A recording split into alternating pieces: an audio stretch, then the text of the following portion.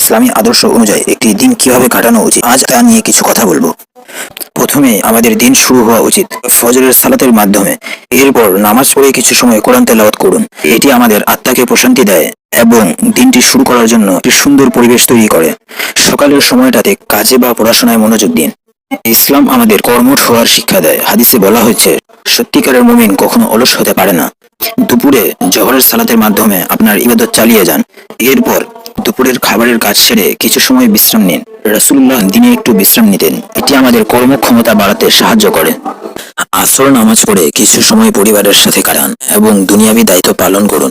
সন্ধ্যার পর মাগরিব ও এশার সালাত যথাসময়ে আদায় করুন। রাতের খাবার হালকা রাখুন, যা সহজে হজম হয়, এবং ঘুমানোর আগে ইবাদত বন্দেগী করুন। রাসূলুল্লাহ সাল্লাল্লাহু আলাইহি ওয়াসাল্লাম বলতেন, তোমরা ঘুমানোর আগে সূরা মুলক তেলাওয়াত করো। রাতে একটু আগে ঘুমাতে যান, যেন ফজরের জন্য সহজেই উঠতে পারেন।